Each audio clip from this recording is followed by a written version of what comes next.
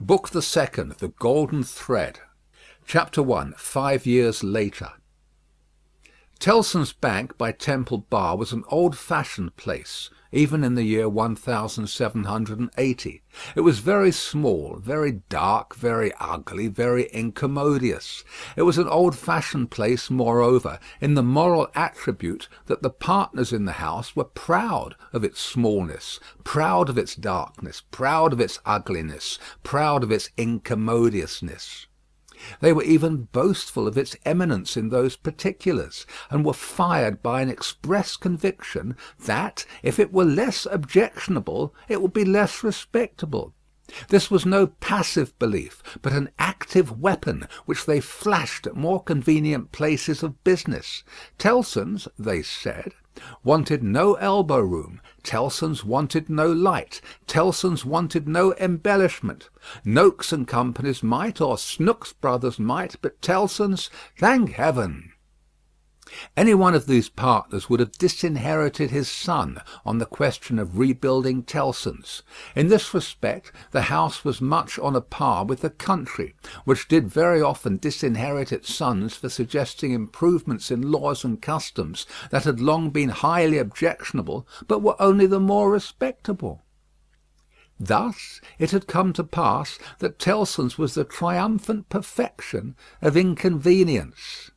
After bursting open a door of idiotic obstinacy, with a weak rattle in its throat, you fell into Tellson's down 2 steps, and came to your senses in a miserable little shop, with 2 little counters, where the oldest of men made your cheque shake as if the wind rustled it, while they examined the signature by the dingiest of windows, which were always under a shower bath of mud from Fleet Street, and which were made the dingier by their own iron bars proper, and the heavy shadow of Temple Bar. If your business necessitated your seeing the house, you were put into a species of condemned hold at the back, where you meditated on a misspent life, until the house came with its hands in its pockets, and you could hardly blink at it in the dismal twilight. Your money came out of, or went into, wormy old wooden drawers, particles of which flew up your nose and down your throat when they were opened and shut. Your bank-notes had a musty odour, as if they were fast decomposing into rags again. Your plate was stowed away among the neighbouring cesspools, and evil communications corrupted its good polish in a day or two. Your deeds got into extemporised strong-rooms, made of kitchens and sculleries, and fretted all the fat out of their parchments into the banking-house air.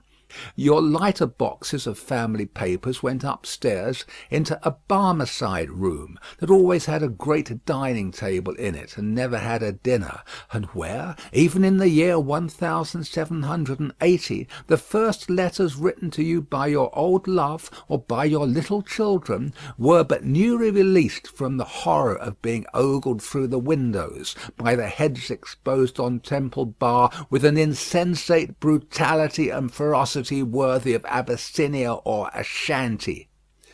But indeed, at that time putting to death was a recipe much in vogue with all trades and professions, and not least of all with Tellson's. Death is nature's remedy for all things, and why not legislation's? Accordingly, the forger was put to death. The utterer of a bad note was put to death. The unlawful opener of a letter was put to death. The purloiner of 40 shillings and sixpence was put to death. The holder of a horse at Tellson's door, who made off with it, was put to death. The coiner of a bad shilling was put to death. The sounders of 3/4 of the note in the whole gamut of crime were put to death. Not that it did the least good in the way of prevention. It might almost have been worth remarking that the fact was exactly the reverse. But it cleared off, as to this world, the trouble of each particular case, and left nothing else connected with it to be looked after. Thus Tellson's, in its day, like greater places of business, its contemporaries, had taken so many lives that, if the heads laid low before it had been ranged on Temple Bar instead of being privately disposed of, they would probably have excluded what little light the ground floor had, in a rather significant manner. Cramped in all kinds of dun cupboards and hutches at Tellson's, the oldest of men carried on the business gravely. When they took a young man into Tellson's London house, they hid him somewhere till he was old. They kept him in a dark place, like a cheese, until he had the full Tellson flavour and blue mould upon him. Then only was he permitted to be seen, spectacularly poring over large books, and casting his breeches and gaiters into the general weight of the establishment. Outside Tellson's, never by any means in it, unless called in, was an odd job man, an occasional porter and messenger, who served as the live sign of the house. He was never absent during business hours, unless upon an errand, and then he was represented by his son, a grisly urchin of 12, who was his express image. People understood that Tellson's, in a stately way, tolerated the odd job man. The house had always tolerated some person in that capacity, and time and tide had drifted this person to the post. His surname was Cruncher, and on the youthful occasion of his renouncing by proxy the works of darkness in the easterly parish church of Houndsditch, he had received the added appellation of Jerry. The scene was Mr. Cruncher's private lodging in Hanging Sword Alley, Whitefriars. The time, 7:30 of the clock, on a windy March morning, Anno Domini 1780. Mr. Cruncher himself always spoke of the year of our Lord as Anna Dominos, apparently under the impression that the Christian era dated from the invention of a popular game by a lady who had bestowed her name upon it. Mr. Cruncher's apartments were not in a savoury neighbourhood, and were but two in number, even if a closet with a single pane of glass in it might be counted as one.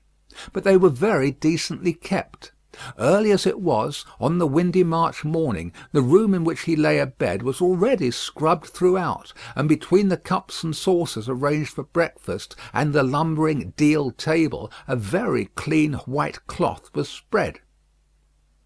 Mr. Cruncher reposed under a patchwork counterpane, like a harlequin at home. At first he slept heavily, but by degrees began to roll and surge in bed until he rose above the surface, with his spiky hair looking as if it must tear the sheets to ribbons. At which juncture he exclaimed in a voice of dire exasperation, "Bust me if she ain't at it again!"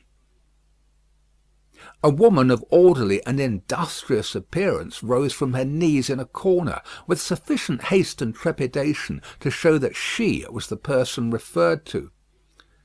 "What?" said Mr. Cruncher, looking out of bed for a boot. "You're at it again, are you?"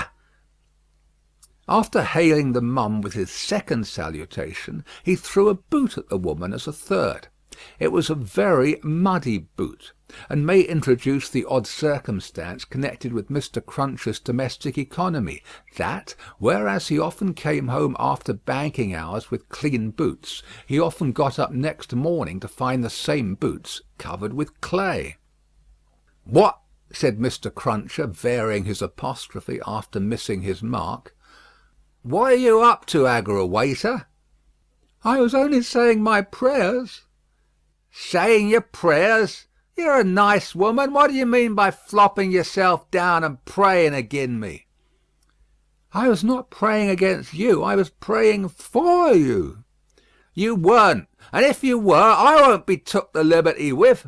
Here, your mother's a nice woman, young Jerry, going a praying agin your father's prosperity. You've got a dutiful mother, you have, my son. You've got a religious mother, you have, me boy, going and flopping herself down and praying that the bread and butter may be snatched out of the mouth of her only child." Master Cruncher, who was in his shirt, took this very ill, and, turning to his mother, strongly deprecated any praying away of his personal board. "And what do you suppose, you conceited female," said Mr. Cruncher with unconscious inconsistency, "that the worth of your prayers may be? Name the price that you put your prayers at." "They only come from the heart, Jerry. They are worth no more than that." "Worth no more than that," repeated Mr. Cruncher. "They ain't worth much, then. Whether or no, I won't be prayed again, I tell you. I can't afford it. I'm not a-going to be made unlucky by your sneaking. If you must go flopping yourself down, flop in favour of your husband and child, and not in opposition to 'em. If I had any but an unnatural wife, and this poor boy had had any but an unnatural mother, I might have made some money last week, instead of being counter-prayed and countermined and religiously circumvented into the worst of luck. Blast me," said Mr. Cruncher, who all this time had been putting on his clothes, "if I ain't, what with piety and one blowed thing and another, been choused this last week into as bad luck as ever a poor devil of an honest tradesman met with. Young Jerry, dress yourself, my boy, and while I clean my boots, keep an eye upon your mother now and then, and if you see any signs of more flopping, give me a call. For I tell you," here he addressed his wife once more, "I won't be gone again in this manner. I am as rickety as a hackney coach. I'm as sleepy as laudanum. My lines is strained to that degree that I shouldn't know, if it wasn't for the pain in them, which was me and which somebody else. Yet I'm none the better for it in pocket, and it's my suspicion that you've been at it from morning to night to prevent me from being the better for it in pocket. I won't put up with it. I get a waiter, and what do you say now?" Growling in addition such phrases as, "Ah, yes, you're religious too. You wouldn't put yourself in opposition to the interests of your husband and child, would you? Not you," and throwing off other sarcastic sparks from the whirling grindstone of his indignation, Mr. Cruncher betook himself to his boot cleaning and his general preparation for business. In the meantime his son, whose head was garnished with tenderer spikes, and whose young eyes stood close by one another, as his father's did, kept the required watch upon his mother. He greatly disturbed that poor woman at intervals by darting out of his sleeping-closet, where he made his toilet, with a suppressed cry of, "You're going to flop, mother! Halloa, father!" and after raising this fictitious alarm, darting in again with an undutiful grin. Mr. Cruncher's temper was not at all improved when he came to his breakfast. He resented Mrs. Cruncher's saying grace with particular animosity. "Now, waiter, what are you up to? At it again?" His wife explained that she had merely asked a blessing. "Don't do it," said Mr. Cruncher, looking about, as if he rather expected to see the loaf disappear under the efficacy of his wife's petitions. "I ain't a-going to be blessed out of house and home. I won't have my wittles blessed off my table. Keep still." Exceedingly red-eyed and grim, as if he had been up all night at a party which had taken anything but a convivial turn, Jerry Cruncher worried his breakfast rather than ate it, growling over it like any four-footed inmate of a menagerie. Towards 9 o'clock he smoothed his ruffled aspect, and, presenting as respectable and businesslike an exterior as he could overlay his natural self with, issued forth to the occupation of the day. It could scarcely be called a trade, in spite of his favourite description of himself as "a honest tradesman." His stock consisted of a wooden stool, made out of a broken-backed chair cut down, which stool young Jerry, walking at his father's side, carried every morning to beneath the banking-house window that was nearest Temple Bar, where, with the addition of the first handful of straw that could be gleaned from any passing vehicle, to keep the cold and wet from the odd-job man's feet, it formed the encampment for the day. On this post of his, Mr. Cruncher was as well known to Fleet Street and the Temple as the Bar itself, and was almost as in-looking. Encamped at 9:15, in good time to touch his three-cornered hat to the oldest of men as they passed into Tellson's, Jerry took up his station on this windy March morning, with young Jerry standing by him, when not engaged in making forays through the bar to inflict bodily and mental injuries of an acute description on passing boys who were small enough for his amiable purpose. Father and son, extremely like each other, looking silently on at the morning traffic in Fleet Street, with their two heads as near to one another as the two eyes of each were, bore a considerable resemblance to a pair of monkeys. The resemblance was not lessened by the accidental circumstance that the mature Jerry bit and spat out straw, while the twinkling eyes of the youthful Jerry were as restlessly watchful of him as of everything else in Fleet Street. The head of one of the regular indoor messengers attached to Tellson's establishment was put through the door, and the word was given, "Porter wanted." "Hooray, father! Here's an early job to begin with." Having thus given his parent Godspeed, young Jerry seated himself on the stool, entered on his reversionary interest in the straw his father had been chewing, and cogitated. "Always rusty. His fingers is always rusty," muttered young Jerry. "Where does my father get all that iron rust from? He don't get no iron rust here." End of Book 2, Chapter 1.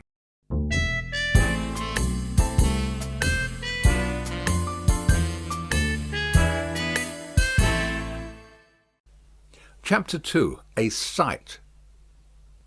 "You know the Old Bailey well, no doubt," said one of the oldest of clerks to Jerry the messenger. "Yes, sir," returned Jerry in something of a dogged manner. "I do know the Bailey." "Just so. And you know Mr. Lorry?" "I know Mr. Lorry, sir, much better than I know the Bailey, much better," said Jerry, not unlike a reluctant witness at the establishment in question. "Then I, as an honest tradesman, wish to know the Bailey." "Very well. Find the door where the witnesses go in, and show the doorkeeper this note for Mr. Lorry. He will then let you in." "Into the court, sir?" "Into the court."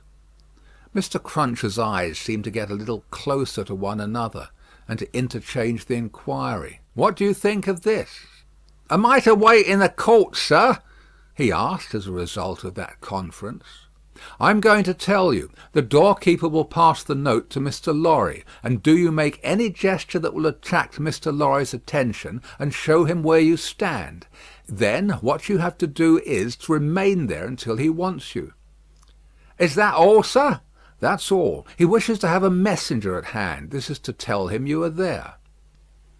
As the ancient clerk deliberately folded and superscribed the note, Mr. Cruncher, after surveying him in silence until he came to the blotting paper stage, remarked, "I suppose they'll be trying forgeries this morning." "Treason." "That's quartering," said Jerry. "Barbarous." "It is the law," remarked the ancient clerk, turning his surprised spectacles upon him. "It is the law." "It's hard in the law to spile a man, I think. It's hard enough to kill him, but it's very hard to spile him, sir." "Not at all," retained the ancient clerk. "Speak well of the law. Take care of your chest and voice, my good friend, and leave the law to take care of itself. I give you that advice." "It's the damp, sir, what settles on my chest and voice," said Jerry. "I leave you to judge what a damp way of earning a living mine is." "Well, well," said the old clerk, "we all have our various ways of gaining a livelihood. Some of us have damp ways, and some of us have dry ways. Here is the letter. Go along." Jerry took the letter, and remarking to himself with less internal deference than he made an outward show of, "You're a lean old one, too," made his bow, informed his son, in passing, of his destination, and went his way. They hanged at Tyburn in those days, so the street outside Newgate had not obtained one infamous notoriety that has since attached to it. But the jail was a vile place, in which most kinds of debauchery and villainy were practised, and where dire diseases were bred, that came into court with the prisoners, and sometimes rushed straight from the dock at my Lord Chief Justice himself, and pulled him off the bench. It had more than once happened that the judge in the black cap pronounced his own doom as certainly as the prisoners, and even died before him. For the rest, the Old Bailey was famous as a kind of deadly inn-yard, from which pale travellers set out continually, in carts and coaches, on a violent passage into the other world, traversing some 2 miles and a half of public streets and road, and shaming few good citizens, if any. So powerful is use, and so desirable to be good use in the beginning. It was famous too for the pillory, a wise old institution that inflicted a punishment of which no one could foresee the extent.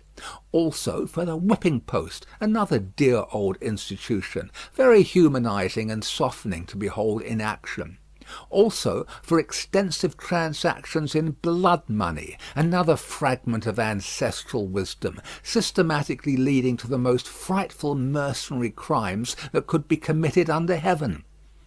Altogether, the Old Bailey, at that date, was a choice illustration of the precept that whatever is right, an aphorism that would be as final as it is lazy, did it not include the troublesome consequence that nothing that ever was wrong.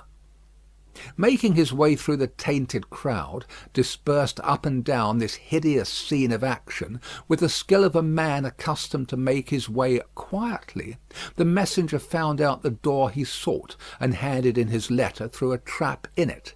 For people then paid to see the play at the Old Bailey, just as they paid to see the play in Bedlam, only the former entertainment was much the dearer.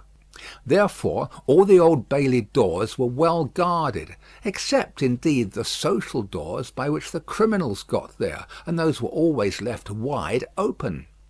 After some delay and demur, the door grudgingly turned on its hinges a very little way, and allowed Mr. Jerry Cruncher to squeeze himself into court.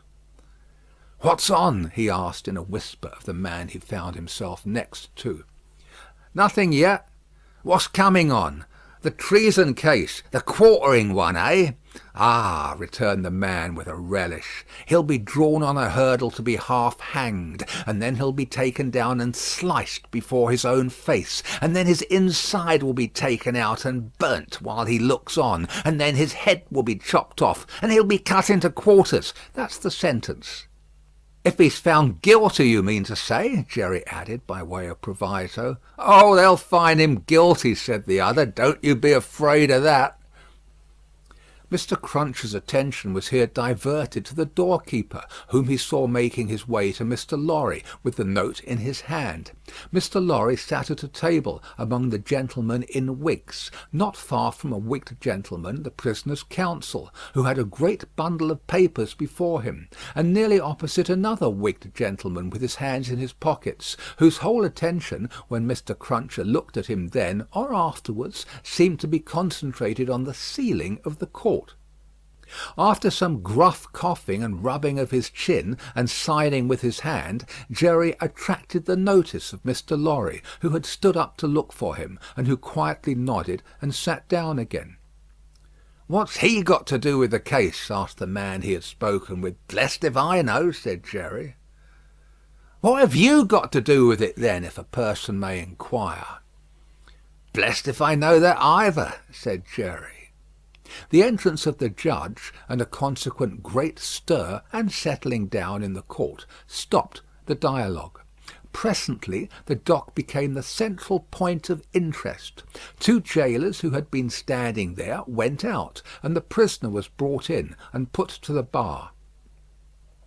Everybody present, except the one-wigged gentleman who looked at the ceiling, stared at him. All the human breath in the place rolled at him, like a sea, or a wind, or a fire.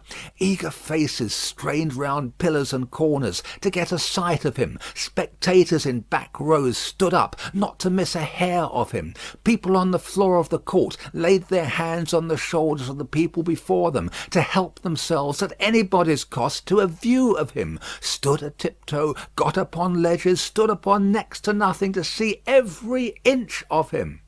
Conspicuous among these latter, like an animated bit of the spiked wall of Newgate, Jerry stood, aiming at the prisoner the beery breath of what he had taken as he came along, and discharging it to mingle with the waves of other beer and gin and tea and coffee and what not, that flowed at him, and already broke upon the great windows behind him in an impure mist and rain. The object of all this staring and blaring was a young man of about 25, well grown and well looking, with a sunburnt cheek and a dark eye. His condition was that of a young gentleman. He was plainly dressed in black, or very dark grey, and his hair, which was long and dark, was gathered in a ribbon at the back of his neck, more to be out of his way than for ornament. As an emotion of the mind will express itself through any covering of the body, so the paleness which his situation engendered came through the brown upon his cheek, showing the soul to be stronger than the sun. He was otherwise quite self-possessed, bowed to the judge, and stood quiet. The sort of interest with which this man was stared and breathed at was not a sort that elevated humanity. Had he stood in peril of a less horrible sentence, had there been a chance of any one of its savage details being spared, by just so much would he have lost in his fascination. The form that was to be doomed to be so shamefully mangled was the sight.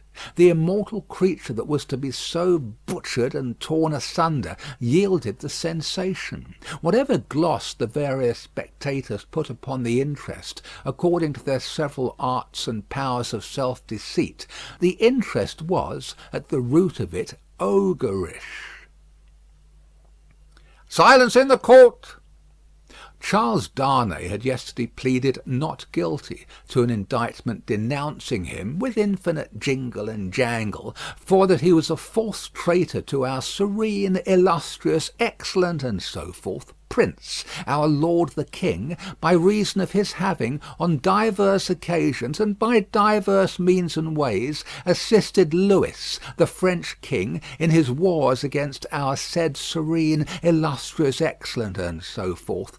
That was to say, by coming and going between the dominions of our said serene, illustrious, excellent, and so forth, and those of the said French Louis, and wickedly, falsely, traitorously, and otherwise evil adverbiously revealing to the said French Louis what forces our said serene, illustrious, excellent, and so forth, had in preparation to send to Canada and North America. This much Jerry, with his head becoming more and more spiky, as the law terms bristled it, made out with huge satisfaction, and so arrived circuitously at the understanding that the aforesaid, and over again aforesaid, Charles Darnay, stood there before him upon his trial, that the jury was swearing in, and that Mr. Attorney General was making ready to speak.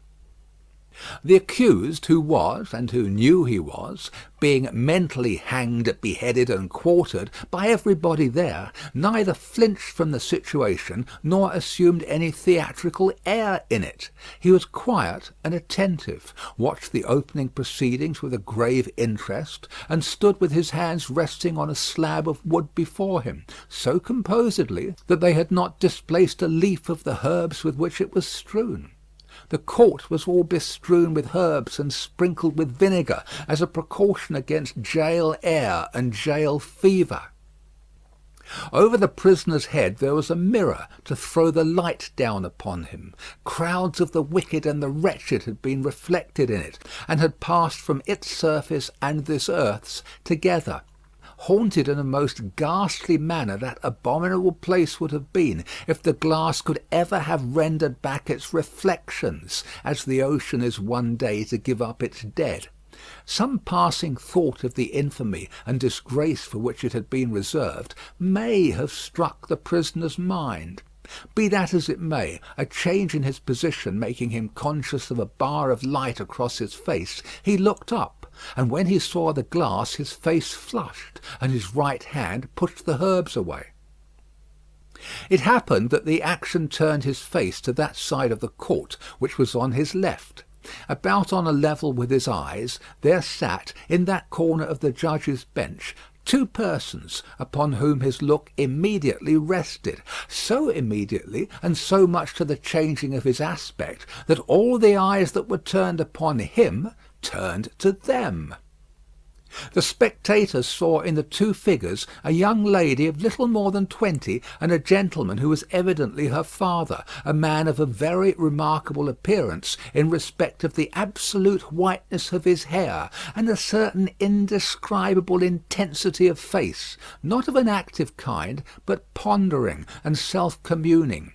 When this expression was upon him, he looked as if he were old, but when it was stirred and broken up, as it was now in a moment on his speaking to his daughter, he became a handsome man, not past the prime of life.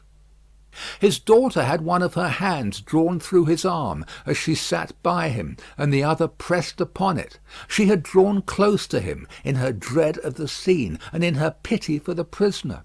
Her forehead had been strikingly expressive of an engrossing terror and compassion that saw nothing but the peril of the accused. This had been so very noticeable, so very powerfully and naturally shown, that starers who had had no pity for him were touched by her, and the whisper went about, "Who are they?" Jerry, the messenger, who had made his own observations in his own manner, and who had been sucking the rust off his fingers in his absorption, stretched his neck to hear who they were. The crowd about him had pressed and passed the inquiry on to the nearest attendant, and from him it had been more slowly pressed and passed back. At last it got to Jerry. "Witnesses." "For which side?" "Against." "Against what side?" "The prisoners." The judge, whose eyes had gone in the general direction, recalled them, leaned back in his seat, and looked steadily at a man whose life was in his hand. As Mr. Attorney General rose to spin the rope, grind the axe, and hammer the nails into the scaffold. End of Book 2, Chapter 2.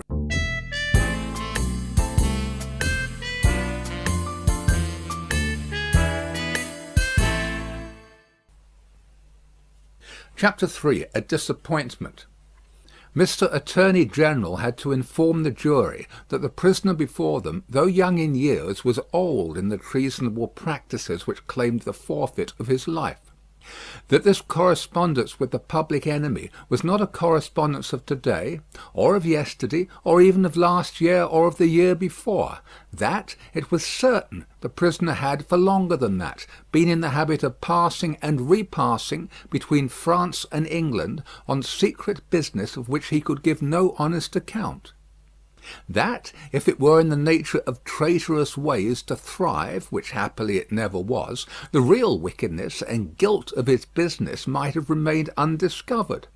That Providence, however, had put it into the heart of a person who was beyond fear and beyond reproach to ferret out the nature of the prisoner's schemes, and, struck with horror, to disclose them to his Majesty's Chief Secretary of State and most honourable Privy Council. That this patriot would be produced before them. That his position and attitude were, on the whole, sublime.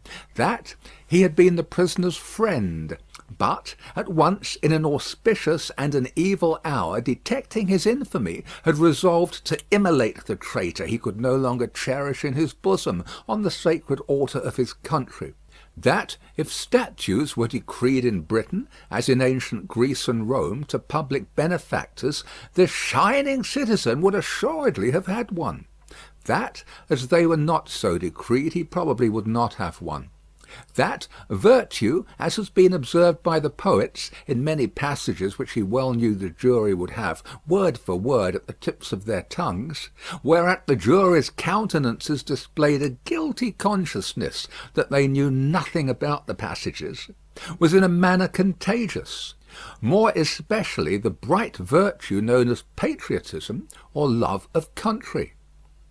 That the lofty example of this immaculate and unimpeachable witness for the crown, to refer to whom, however unworthily, was an honour, had communicated itself to the prisoner's servant, and had engendered in him a holy determination to examine his master's table drawers and pockets, and secrete his papers.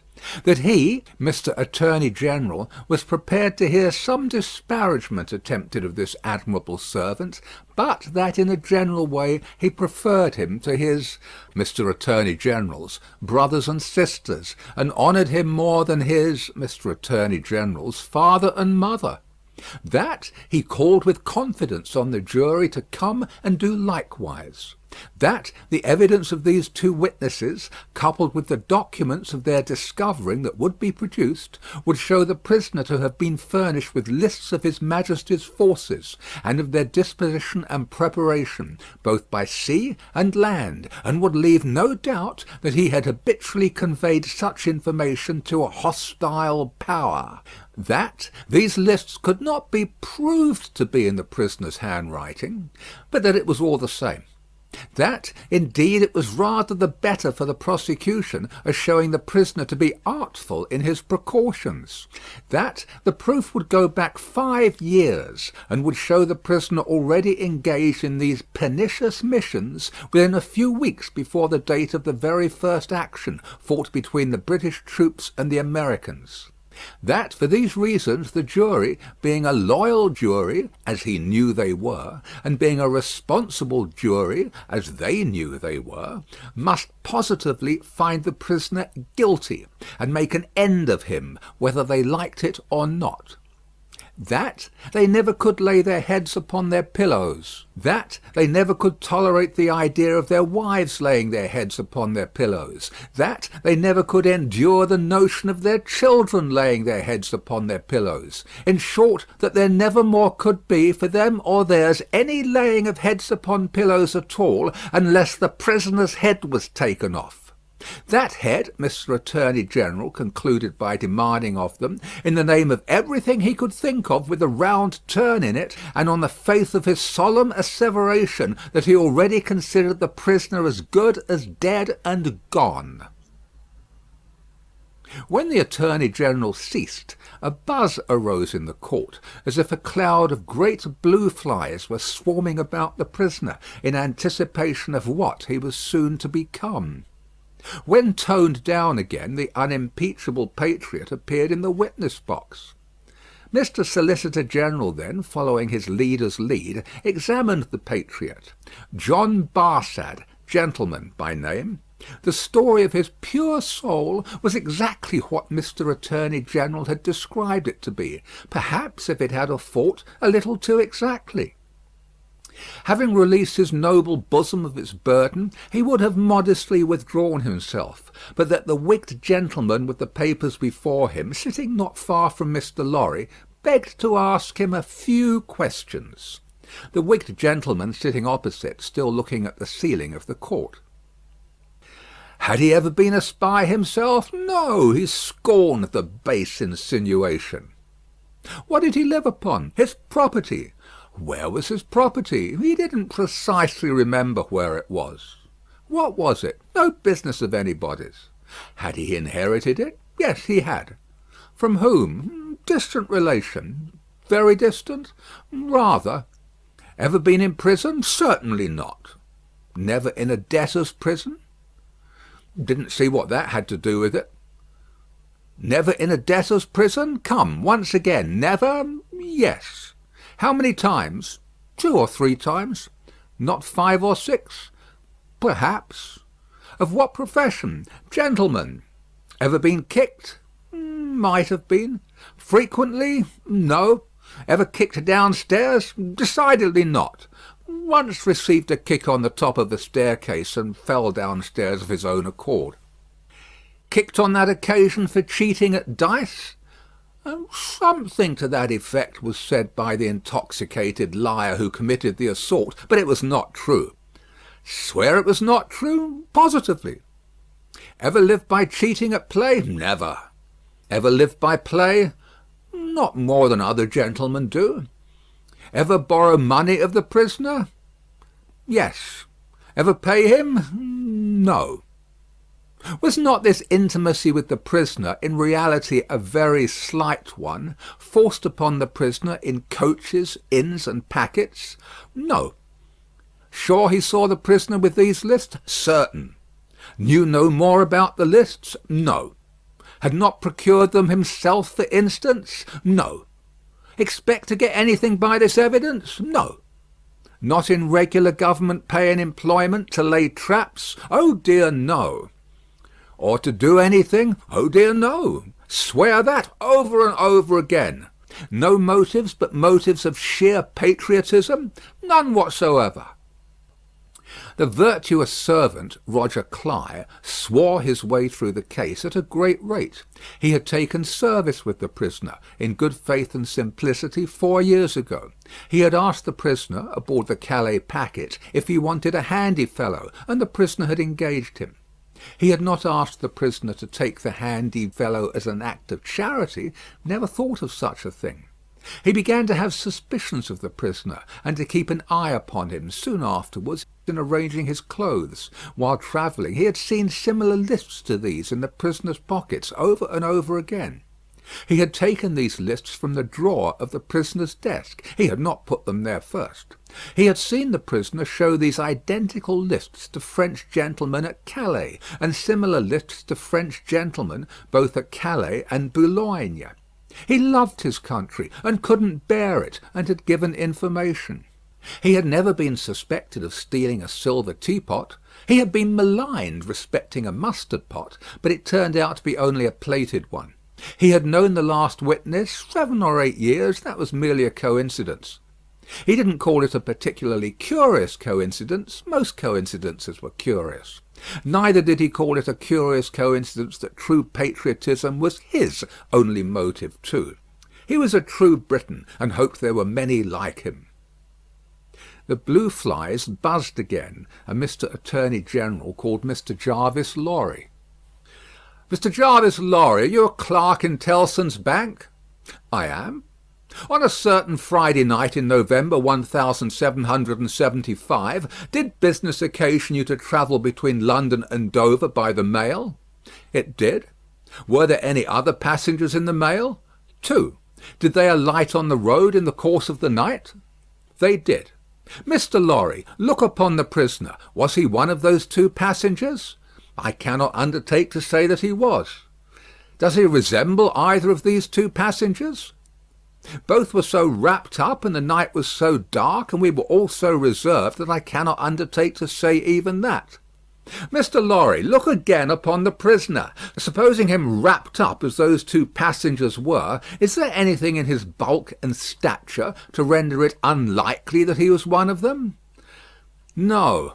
"You will not swear, Mr. Lorry, that he was not one of them?" "No." "So at least you say he may have been one of them?" "Yes, except that I remember them both to have been, like myself, timorous of highwaymen, and the prisoner has not a timorous air." "Did you ever see a counterfeit of timidity, Mr. Lorry?" "I certainly have seen that." "Mr. Lorry, look once more upon the prisoner. Have you seen him, to your certain knowledge, before?" "I have." "When?" "I was returning from France a few days afterwards, and at Calais the prisoner came on board the packet ship in which I returned, and made the voyage with me." "At what hour did he come on board?" "At a little after midnight." "In the dead of the night. Was he the only passenger who came on board at that untimely hour?" "He happened to be the only one." "Never mind about happening, Mr. Lorry. He was the only passenger who came on board in the dead of the night?" "He was." "Were you travelling alone, Mr. Lorry, or with any companion?" "With 2 companions, a gentleman and a lady. They are here." "They are here. Have you had any conversation with the prisoner?" "Hardly any. The weather was stormy and the passage long and rough, and I lay on a sofa almost from shore to shore." "Miss Manette." The young lady, to whom all eyes had been turned before, and were now turned again, stood up where she had sat. Her father rose with her, and kept her hand drawn through his arm. "Miss Manette, look upon the prisoner." To be confronted with such pity and such earnest youth and beauty was far more trying to the accused than to be confronted with all the crowd, standing as it were apart with her on the edge of his grave. Not all the staring curiosity that looked on could for the moment nerve him to remain quite still. His hurried right hand parcelled out the herbs before him into imaginary beds of flowers in a garden, and his efforts to control and steady his breathing shook the lips from which the colour rushed to his heart. The buzz of the great flies was loud again. "Miss Manette, have you seen the prisoner before?" "Yes, sir." "Where?" "On board the packet ship just now referred to, sir, and on the same occasion." "You are the young lady just now referred to?" "Oh, most unhappily I am." The plaintive tone of her compassion merged into the less musical voice of the judge, as he said something fiercely. "Answer the questions put to you, and make no remark upon them. Miss Manette, had you any conversation with the prisoner on that passage across the channel?" "Yes, sir." "Recall it." In the midst of a profound stillness, she faintly began, "When the gentleman came on board—" "Do you mean the prisoner?" inquired the judge, knitting his brows. "Yes, my lord." "Then say the prisoner." "When the prisoner came on board, he noticed that my father," turning her eyes lovingly to him as he stood beside her, "was much fatigued and in a very weak state of health. My father was so reduced that I was afraid to take him out of the air, and I had made a bed for him on the deck near the cabin steps, and I sat on the deck at his side to take care of him. There were no other passengers that night but we four. The prisoner was so good as to beg permission to advise me how I could shelter my father from the wind and weather better than I had done. I had not known how to do it well, not understanding how the wind would set when we were out of the harbour. He did it for me. He expressed great gentleness and kindness for my father's state, and I am sure he felt it. That was the manner of our beginning to speak together." "Let me interrupt you for a moment. Had he come on board alone?" "No." "How many were with him?" "2 French gentlemen." "Had they conferred together?" "They had conferred together until the last moment, when it was necessary for the French gentlemen to be landed in their boat." "Had any papers been handed about among them, similar to these lists?" "Some papers had been handed about among them, but I don't know what papers." "Like these in shape and size?" "Possibly, but indeed I don't know, although they stood whispering very near to me, because they stood at the top of the cabin steps to have the light of the lamp that was having there.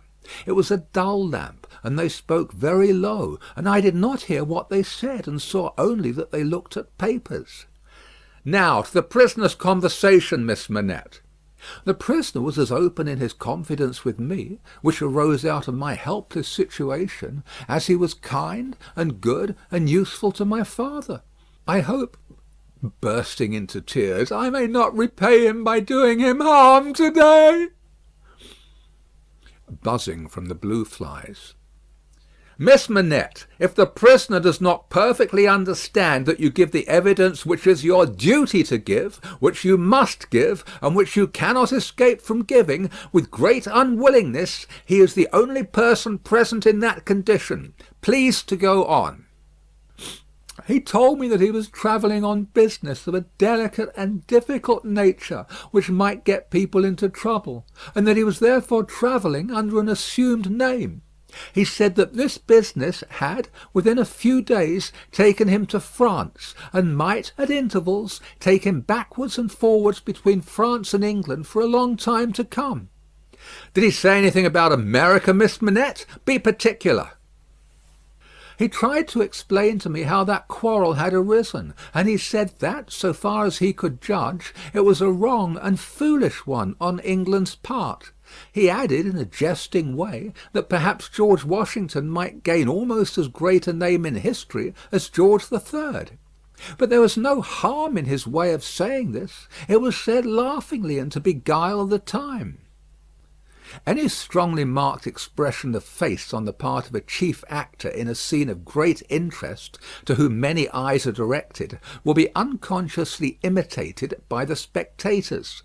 Her forehead was painfully anxious and intent as she gave this evidence, and, in the pauses when she stopped for the judge to write it down, watched its effect upon the counsel for and against.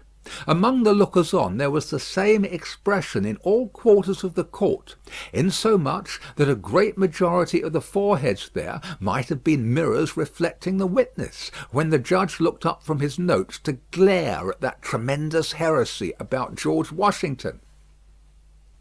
Mr. Attorney General now signalled to my lord that he deemed it necessary, as a matter of precaution and form, to call the young lady's father, Dr. Manette, who was called accordingly. "Dr. Manette, look upon the prisoner. Have you ever seen him before?" "Once, when he called at my lodgings in London, some 3 years or 3 years and a half ago." "Can you identify him as your fellow passenger on board the packet, or speak to his conversation with your daughter?" "Sir, I can do neither." "Is there any particular and special reason for your being unable to do either?"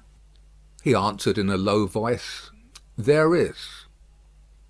"Has it been your misfortune to undergo a long imprisonment, without trial or even accusation, in your native country, Dr. Manette?" He answered in a tone that went to every heart, "A long imprisonment." "Were you newly released on the occasion in question?" "They tell me so." "Have you no remembrance of the occasion?" "None. My mind is a blank from some time, I cannot even say what time, when I employed myself in my captivity in making shoes, to the time when I found myself living in London with my dear daughter here. She had become familiar to me when a gracious God restored my faculties. But I am quite unable even to say how she has become familiar. I have no remembrance of the process."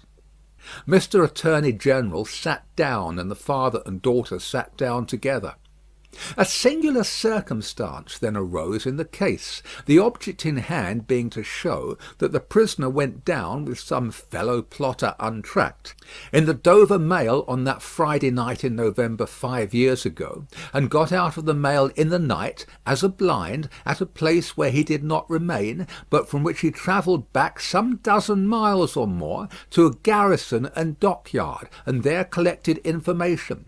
A witness was called to identify him as having been at the precise time required in the coffee room of an hotel in that garrison and dockyard town, waiting for another person. The prisoner's counsel was cross-examining this witness with no result, except that he had never seen the prisoner on any other occasion, when the wigged gentleman, who had all this time been looking at the ceiling of the court, wrote a word or two on a little piece of paper, screwed it up, and tossed it to him. Opening this piece of paper in the next pause, the counsel looked with great attention and curiosity at the prisoner. "You say again you are quite sure that it was the prisoner?" The witness was quite sure. "Did you ever see anybody very like the prisoner?" "Not so like," the witness said, "as that he could be mistaken." "Look well upon that gentleman, my learned friend, there," pointing to him who had tossed the paper over, "and then look well upon the prisoner. How say you? Are they very like each other?" Allowing for my learned friend's appearance being careless and slovenly, if not debauched, they were sufficiently like each other to surprise not only the witness but everybody present, when they were thus brought into comparison. My lord being prayed to bid my learned friend lay aside his wig, and giving no very gracious consent, the likeness became much more remarkable. My lord inquired of Mr. Stryver, the prisoner's counsel, whether they were next to try Mr. Carton, name of my learned friend, for treason. But Mr. Stryver replied to my lord, no. But he would ask the witness to tell him whether what happened once might happen twice, whether he would have been so confident if he had seen this illustration of his rashness sooner, whether he would be so confident having seen it and more. The upshot of which was to smash this witness like a crockery vessel, and shiver his part of the case to useless lumber. Mr. Cruncher had by this time taken quite a lunch of rust off his fingers in his following of the evidence. He had now to attend, while Mr. Stryver fitted the prisoner's case on the jury, like a compact suit of clothes, showing them how the patriot, Barsad, was a hired spy and traitor, an unblushing trafficker in blood, and one of the greatest scoundrels upon earth since accursed Judas, which he certainly did look rather like. How the virtuous servant Cly was his friend and partner, and was worthy to be. How the watchful eyes of those forgers and false swearers had rested on the prisoner as a victim, because some family affairs in France, he being of French extraction, did require his making those passages across the Channel. Though what those affairs were, a consideration for others who were near and dear to him, forbade him, even for his life, to disclose. How the evidence that had been warped and wrested from the young lady, whose anguish in giving it they had witnessed, came to nothing, involving the mere little innocent gallantries and politenesses likely to pass between any young gentleman and young lady so thrown together. With the exception of that reference to George Washington, which was altogether too extravagant and impossible to be regarded in any other light than as a monstrous joke. How it would be a weakness in the government to break down in this attempt to practise for popularity on the lowest national antipathies and fears, and therefore Mr. Attorney General had made the most of it. How, nevertheless, it rested upon nothing save that vile and infamous character of evidence too often disfiguring such cases, and of which the state trials of this country were full. But there my lord interposed, with as grave a face as if it had not been true, saying that he could not sit upon that bench and suffer those allusions. Mr. Stryver then called his few witnesses, and Mr. Cruncher had next to attend, while Mr. Attorney General turned the whole suit of clothes Mr. Stryver had fitted on the jury inside out, showing how Barsad and Cly were even 100 times better than he had thought them, and the prisoner 100 times worse. Lastly came my lord himself, turning the suit of clothes, now inside out, now outside in, but on the whole decidedly trimming and shaping them into grave clothes for the prisoner. And now the jury turned to consider, and the great flies swarmed again. Mr. Carton, who had so long sat looking at the ceiling of the court, changed neither his place nor his attitude, even in this excitement. While his teamed friend, Mr. Stryver, massing his papers before him, whispered with those who sat near, and from time to time glanced anxiously at the jury, while all the spectators moved more or less and grouped themselves anew, while even my lord himself rose from his seat and slowly paced up and down his platform, not unattended by a suspicion in the minds of the audience that his state was feverish, this one man sat leaning back, with his torn gown half off him, his untidy wig put on just as it had happened to fight on his head after its removal, his hands in his pockets, and his eyes on the ceiling as they had been all day. Something especially reckless in his demeanour not only gave him a disreputable look, but so diminished the strong resemblance he undoubtedly bore to the prisoner, which his momentary earnestness, when they were compared together, had strengthened. That many of the lookers-on, taking note of him now, said to one another they would hardly have thought the two were so alike. Mr. Cruncher made the observation to his next neighbour, and added, "I'd hold half a guinea that he don't get no law work to do. Don't look like the sort of one to get any, do he?" Yet this Mr. Carton took in more of the details of the scene than he appeared to take in; for now, when Miss Manette's head drooped upon her father's breast, he was the first to see it, and to say audibly, "Officer, look to that young lady. Help the gentleman to take her out. Don't you see she will fall?" There was much commiseration for her as she was removed, and much sympathy with her father. It had evidently been a great distress to him to have the days of his imprisonment recalled.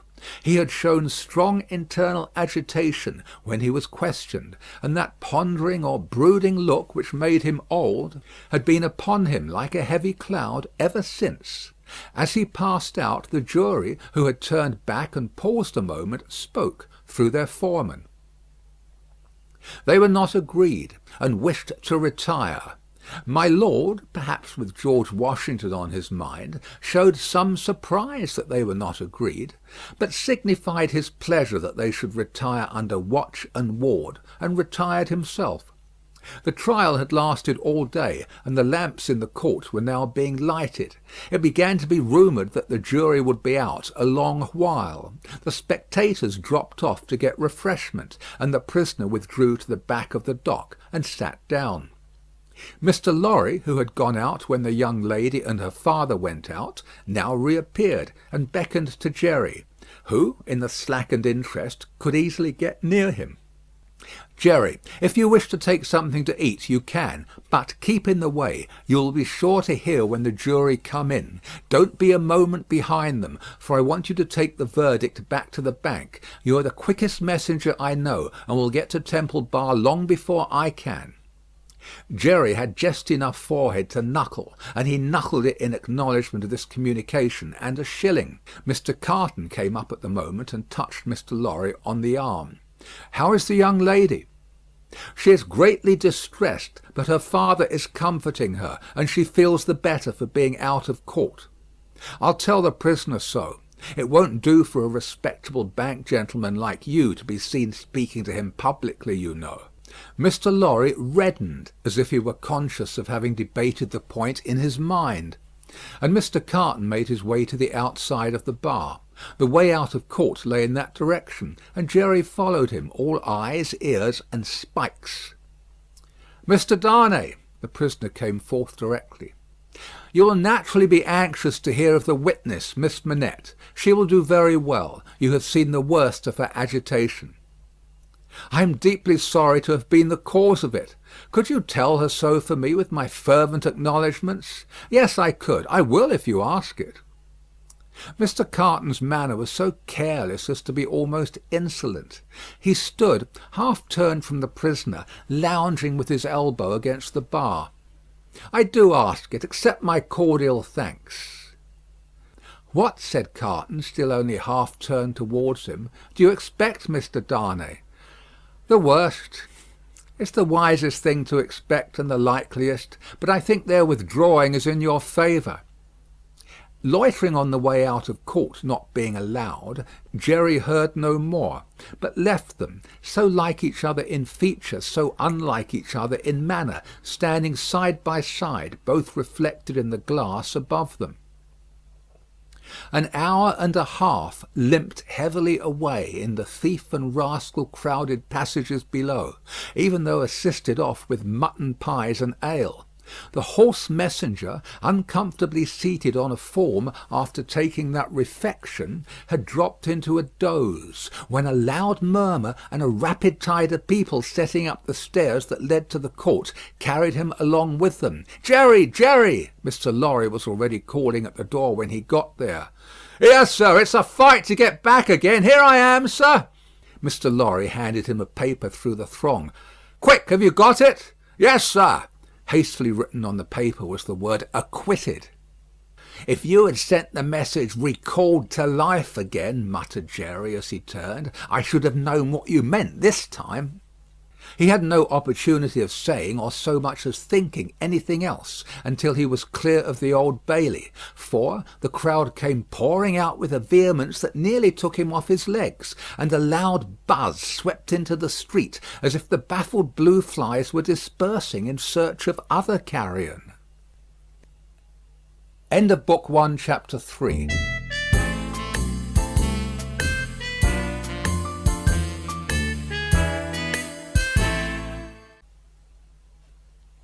Chapter 4. Congratulatory.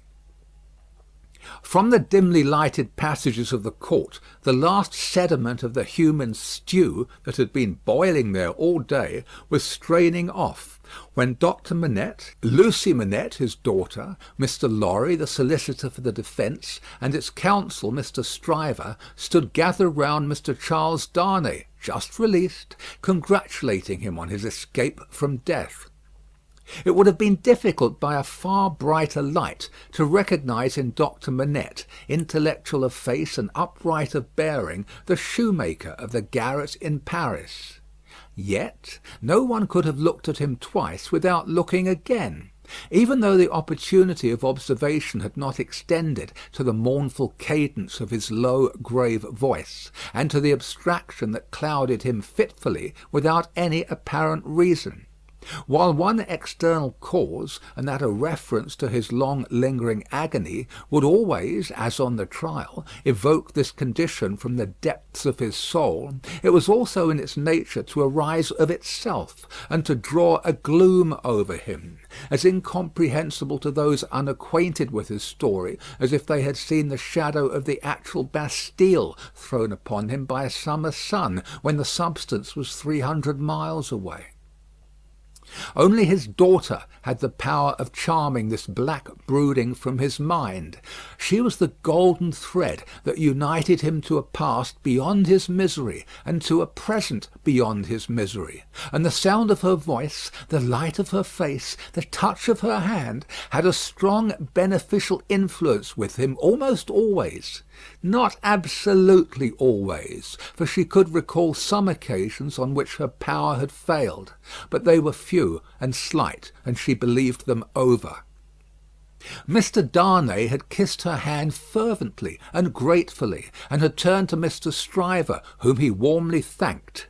Mr. Stryver, a man of little more than 30, but looking 20 years older than he was, stout, loud, red, bluff, and free from any drawback of delicacy, had a pushing way of shouldering himself, morally and physically, into companies and conversations, that argued well for his shouldering his way up in life. He still had his wig and gown on, and he said, squaring himself at his late client to that degree that he squeezed the innocent Mr. Lorry clean out of the group, "I'm glad to have brought you off with honour, Mr. Darnay. It was an infamous prosecution, grossly infamous, but not the less likely to succeed on that account." "You have laid me under an obligation to you for life, in 2 senses," said his late client, taking his hand. "I have done my best for you, Mr. Darnay, and my best is as good as another man's, I believe." It clearly being incumbent on some one to say "much better," Mr. Lorry said it, perhaps not quite disinterestedly, but with the interested object of squeezing himself back again. "You think so?" said Mr. Stryver. "Well, you've been present all day, and you ought to know. You're a man of business too." "And as such," quoth Mr. Lorry, whom the counsel learned in the law had now shouldered back into the group, just as he had previously shouldered him out of it, "as such I will appeal to Dr. Manette to break up this conference and order us all to our homes. Miss Lucie looks ill. Mr. Darnay has had a terrible day. We're worn out." "Speak for yourself, Mr. Lorry," said Stryver. "I have a night's work to do yet. Speak for yourself." "I speak for myself," answered Mr. Lorry, "and for Mr. Darnay, and for Miss Lucie, and, Miss Lucie, do you not think I may speak for us all?" He asked her the question pointedly, and with a glance at her father. His face had become frozen, as it were, in a very curious look at Darnay, an intent look, deepening into a frown of dislike and distrust, not even unmixed with fear. With this strange expression on him, his thoughts had wandered away. "My father," said Lucie, softly laying her hand on his. He slowly shook the shadow off and turned to her. "Shall we go home, my father?" With a long breath he answered, "Yes."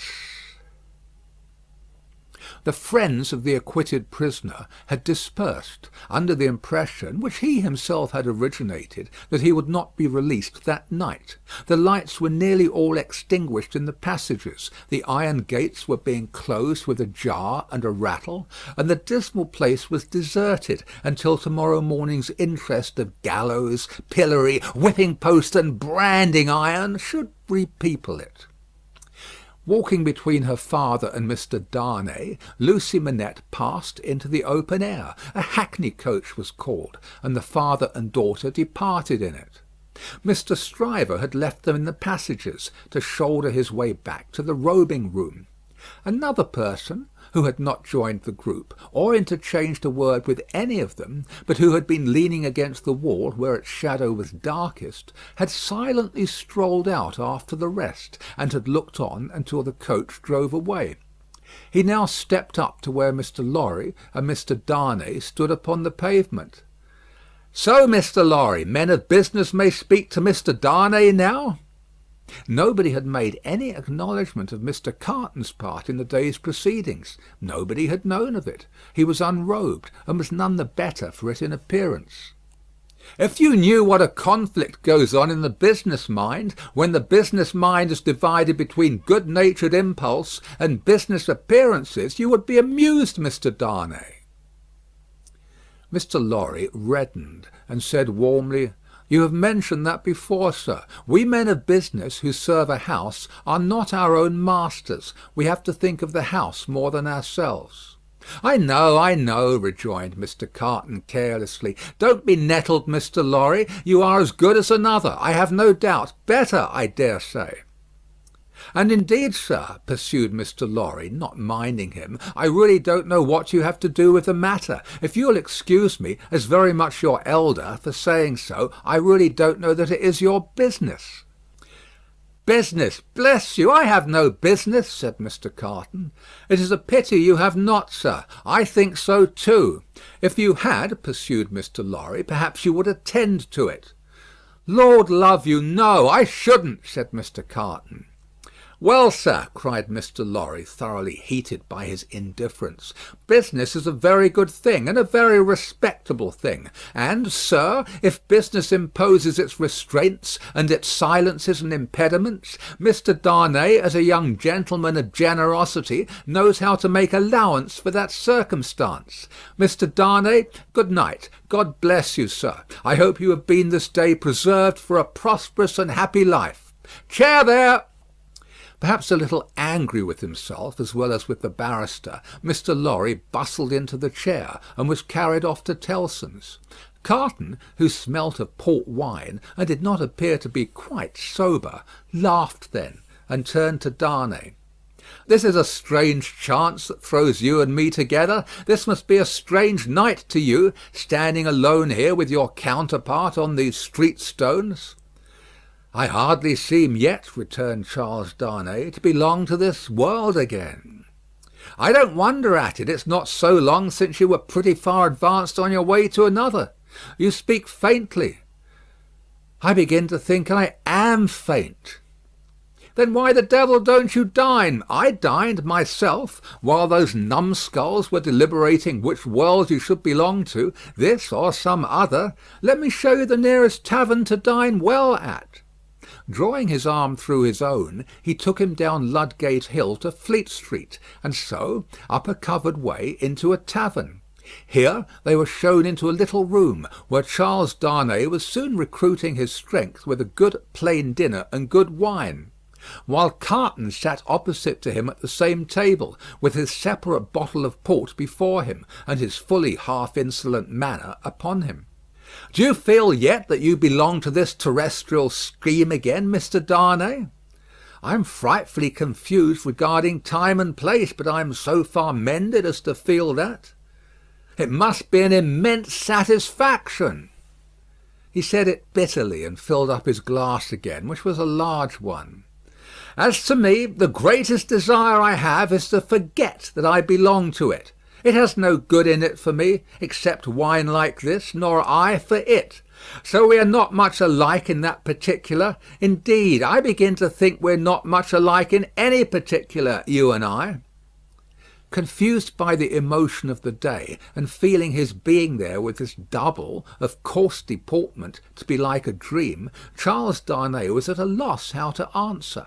Finally answered not at all. "Now your dinner is done," Carton presently said, "why don't you call a health, Mr. Darnay? Why don't you give your toast?" "What health? What toast?" "Why, it's on the tip of your tongue. It ought to be. It must be. I swear it's there." "Miss Manette, then. Miss Manette, then." Looking his companion full in the face while he drank the toast, Carton flung his glass over his shoulder against the wall, where it shivered to pieces, then rang the bell and ordered in another. "That's a fair young lady to hand to a coach in the dark, Mr. Darnay," he said, rueing his new goblet. A slight frown and a laconic "Yes," were the answer. "That's a fair young lady to be pitied by and wept for by. How does it feel? Is it worth being tried for one's life to be the object of such sympathy and compassion, Mr. Darnay?" Again Darnay answered not a word. "She was mightily pleased to have your message when I gave it her. Not that she showed she was pleased, but I suppose she was." The allusion served as a timely reminder to Darnay that this disagreeable companion had, of his own free will, assisted him in the strait of the day. He turned the dialogue to that point and thanked him for it. "I neither want any thanks nor merit any," was the careless rejoinder. "It was nothing to do in the first place, and I don't know why I did it. In the second, Mr. Darnay, let me ask you a question." "Willingly, and a small return for your good offices." "Do you think I particularly like you?" "Really, Mr. Carton," returned the other, oddly disconcerted, "I have not asked myself the question." "But ask yourself the question now." "You have acted as if you do, but I don't think you do." "I don't think I do," said Carton. "I begin to have a very good opinion of your understanding." "Nevertheless," pursued Darnay, rising to ring the bell, "there is nothing in that, I hope, to prevent my calling the reckoning, and our parting without ill blood on either side?" Carton rejoining, "Nothing in life," Darnay rang. "Do you call the whole reckoning?" said Carton. On his answering in the affirmative, "Then bring me another pint of this same wine, drawer, and come and wake me at 10." The bill being paid, Charles Darnay rose and wished him good night. Without returning the wish, Carton rose too, with something of a threat of defiance in his manner, and said, "A last word, Mr. Darnay. You think I am drunk?" "I think you have been drinking, Mr. Carton." "Think! You know I have been drinking." "Since I must say so, I know it." "Then you shall likewise know why. I am a disappointed drudge, sir. I care for no man on earth, and no man on earth cares for me." "Much to be regretted. You might have used your talents better." "Maybe so, Mr. Darnay, maybe not. Don't let your sober face elate you, however. You don't know what it may come to. Good night." When he was left alone, the strange being took up a candle, went to a glass that hung against the wall, and surveyed himself minutely in it. "Do you particularly like the man?" he muttered at his own image. "Why should you particularly like a man who resembles you? There is nothing in you to like, you know that. Ah, confound you! What a change you have made in yourself! A good reason for taking to a man, that he shows you what you have fallen away from, and what you might have been. Change places with him, and would you have been looked at by those blue eyes as he was, and commiserated by that agitated face as he was? Come on, and have it out in plain words. You hate the fellow." He resorted to his pint of wine for consolation, drank it all in a few minutes, and fell asleep on his arms, with his hair straggling over the table, and a long winding sheet in the candle dripping down upon him. End of Book 2, Chapter 4.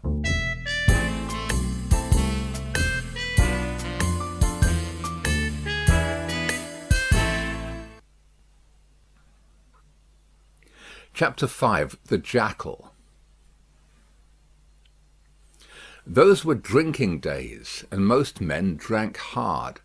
So very great is the improvement time has brought about in such habits, that a moderate statement of the quantity of wine and punch which one man would swallow in the course of a night, without any detriment to his reputation as a perfect gentleman, would seem in these days a ridiculous exaggeration. The learned profession of the law was certainly not behind any other learned profession in its bacchanalian propensities, neither was Mr. Stryver, already fast shouldering his way to a large and lucrative practice, behind his compeers in this particular, any more than in the drier parts of the legal race. A favourite at the Old Bailey, and eke at the Sessions, Mr. Stryver had begun cautiously to hew away the lower staves of the ladder on which he mounted. Sessions and Old Bailey had now to summon their favourite, specially, to their longing arms, and shouldering itself towards the visage of the Lord Chief Justice in the Court of King's Bench, the florid countenance of Mr. Stryver might be daily seen, bursting out of the bed of wigs like a great sunflower pushing its way at the sun from among a rank gardenful of flaring companions.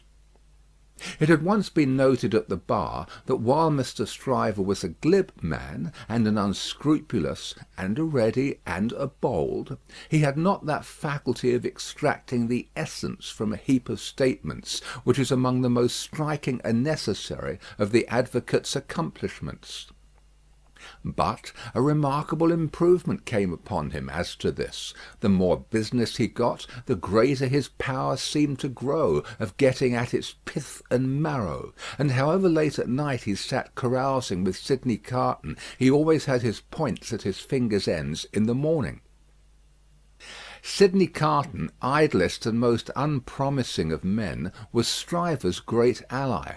What the two drank together, between Hilary Term and Michaelmas, might have floated a king's ship. Stryver never had a case in hand anywhere, but Carton was there, with his hands in his pockets, staring at the ceiling of the court. They went the same circuit, and even there they prolonged their usual orgies late into the night, and Carton was rumoured to be seen at broad day going home stealthily and unsteadily to his lodgings like a dissipated cat. At last it began to get about, among such as were interested in the matter, that although Sidney Carton would never be a lion, he was an amazingly good jackal, and that he rendered suit and service to Stryver in that humble capacity. 10 o'clock, sir," said the man at the tavern, whom he had charged to wake him. 10 o'clock, sir." "What's the matter?" 10 o'clock, sir." "What do you mean? 10 o'clock at night?" "Yes, sir. Your honour told me to call you." "Oh, I remember. Very well, very well." After a few dull efforts to get to sleep again, which the man dexterously combated by stirring the fire continuously for 5 minutes, he got up, tossed his hat on, and walked out. He turned into the Temple, and, having revived himself by twice pacing the pavements of King's Bench Walk and Paper Buildings, turned into the Stryver chambers. The Stryver clerk, who never assisted at these conferences, had gone home, and the Stryver principal opened the door. He had his slippers on, and a loose bedgown, and his throat was bare for his greater ease. He had that rather wild, strained, seared marking about the eyes, which may be observed in all free livers of his class, from the portrait of Jeffreys downwards, and which can be traced, under various disguises of art, through the portraits of every drinking age. "You're a little late, Memory," said Stryver. "About the usual time. It may be a quarter of an hour later." They went into a dingy room lined with books and littered with papers, where there was a blazing fire. A kettle steamed upon the hob, and in the midst of the wreck of papers a table shone, with plenty of wine upon it, and brandy, and rum, and sugar, and lemons. "You have had your bottle, I perceive, Sidney." "2 to-night, I think. I have been dining with the day's client, or seeing him dine. It's all one." "That was a rare point, Sidney, that you brought to bear upon the identification. How did you come by it? When did it strike you?" I thought he was rather a handsome fellow, and I thought I should have been much the same sort of fellow if I had had any luck." Mr. Stryver laughed till he shook his precocious paunch. "You and your luck, Sidney. Get to work, get to work." Sullenly enough the Jackal loosened his dress, went into an adjoining room, and came back with a large jug of cold water, a basin, and a towel or two. Steeping the towels in the water, and partially wringing them out, he folded them on his head in a manner hideous to behold, sat down at the table, and said, "Now I am ready." "Not much boiling down to be done to-night, Memory," said Mr. Stryver, gaily, as he looked among his papers. "How much?" "Only 2 sets of them. Give me the worst first. There they are, Sidney. Fire away." The lion then composed himself on his back on a sofa on one side of the drinking table, while the Jackal sat at his own paper-bestrewn table proper, on the other side of it, with the bottles and glasses ready to his hand. Both resorted to the drinking table without stint, but each in a different way. The lion for the most part reclining with his hands in his waistband, looking at the fire, or occasionally flirting with some lighter document. The Jackal, with knitted brows and intent face, so deep in his task that his eyes did not even follow the hand he stretched out for his glass, which often groped about for a minute or more before it found the glass for his lips.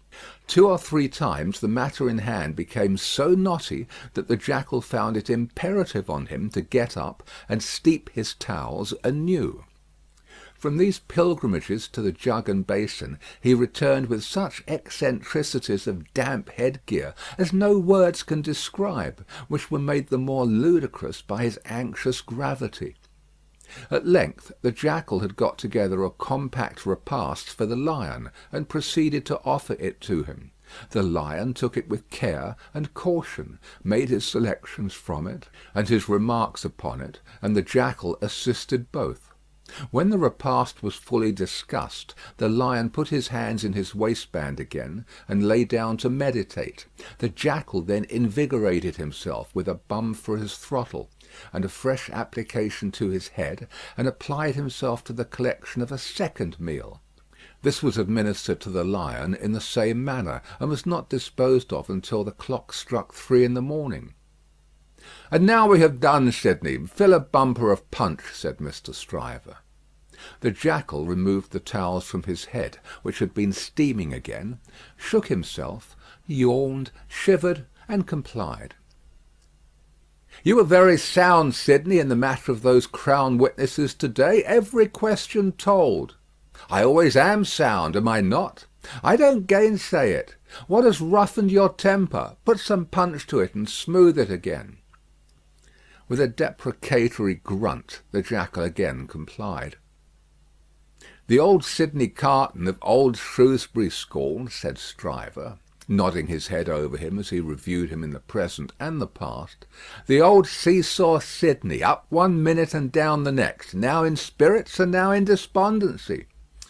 "Ah," returned the other, sighing, "yes. The same Sidney with the same luck. Even then I did exercises for other boys, and seldom did my own." "And why not?" "God knows. It was my way, I suppose." He sat with his hands in his pockets, and his legs stretched out before him, looking at the fire.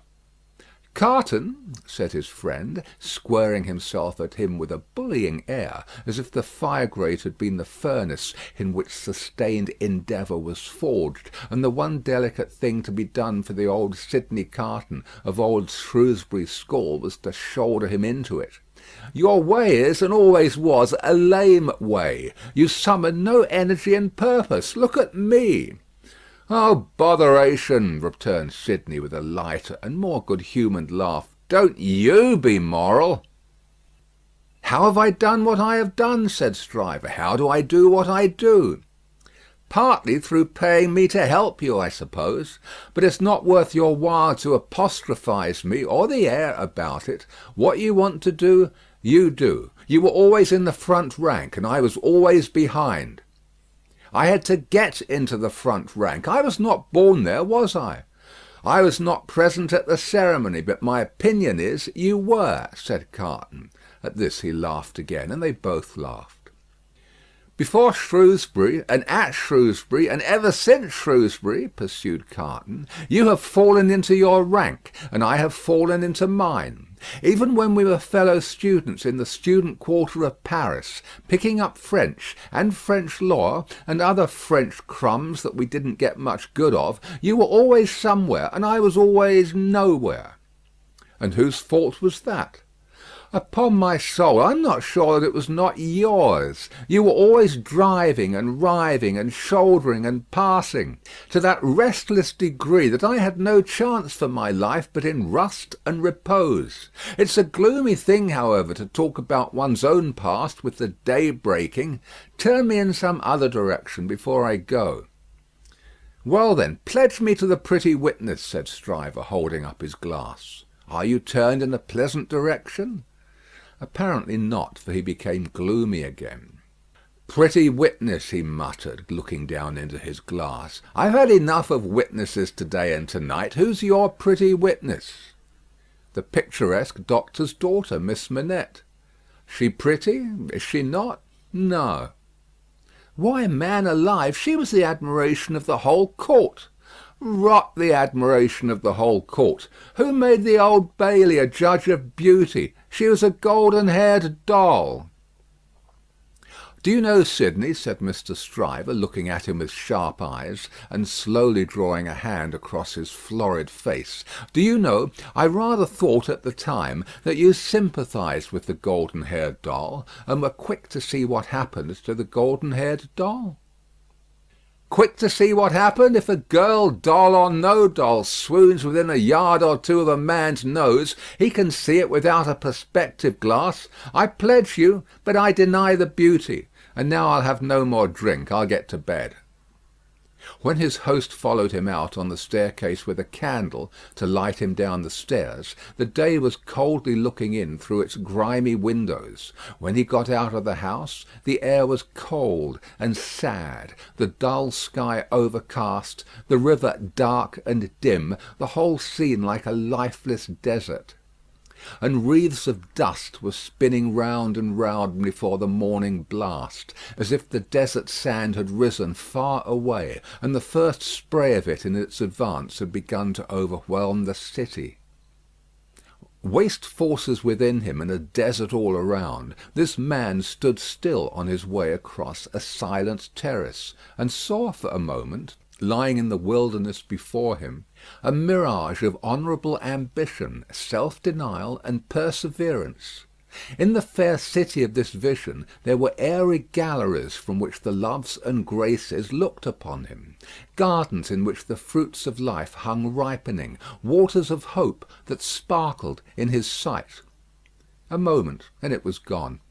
Climbing to a high chamber in a well of houses, he threw himself down in his clothes on a neglected bed, and its pillow was wet with wasted tears. Sadly, sadly the sun rose. It rose upon no sadder sight than the man of good abilities and good emotions, incapable of their directed exercise, incapable of his own help and his own happiness, sensible of the blight on him, and resigning himself to let it eat him away. End of Book 2, Chapter 5.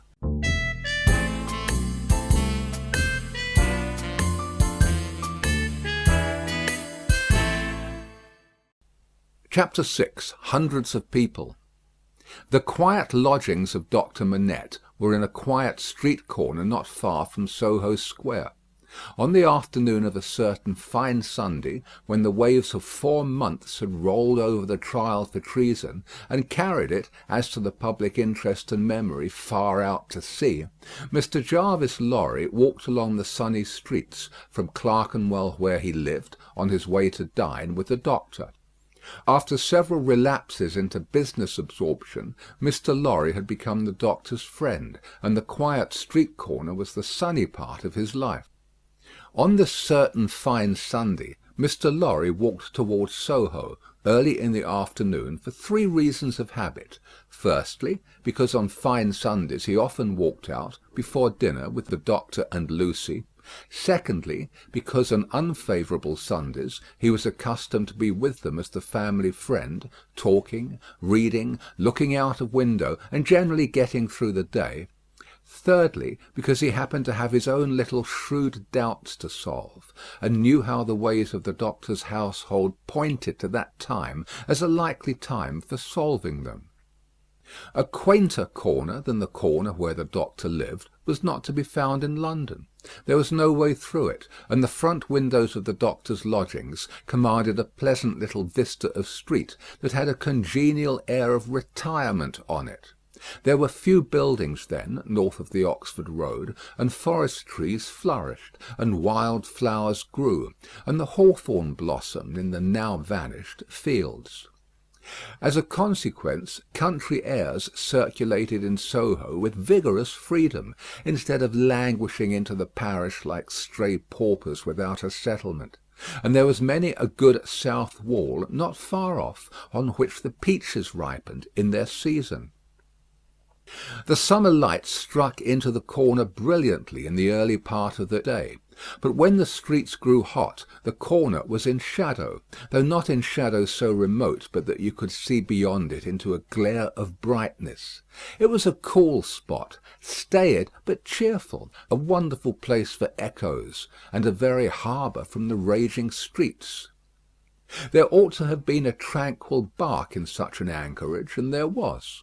The doctor occupied 2 floors of a large stiff house, where several callings purported to be pursued by day, but whereof little was audible any day, and which was shunned by all of them at night.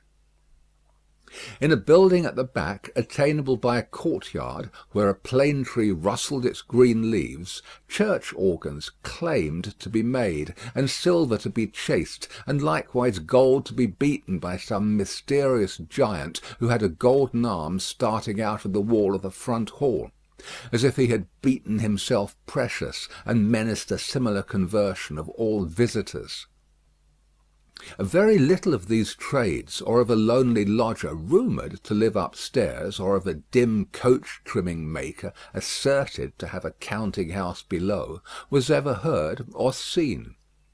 Occasionally a stray workman putting his coat on traversed the hall, or a stranger peered about there, or a distant clink was heard across the courtyard, or a thump from the golden giant. These, however, were only the exceptions required to prove the rule, that the sparrows in the plane tree behind the house, and the echoes in the corner before it, had their own way from Sunday morning unto Saturday night. Dr. Manette received such patience here as his old reputation, and its revival in the floating whispers of his story, brought him. His scientific knowledge, and his vigilance and skill in conducting ingenious experiments, brought him otherwise into moderate request, and he earned as much as he wanted. These things were within Mr. Jarvis Lorry's knowledge, thoughts, and notice, when he rang the door-bell of the tranquil house in the corner on the fine Sunday afternoon. Dr. Manette at home? Expected home. Miss Lucie at home? Expected home. Miss Pross at home?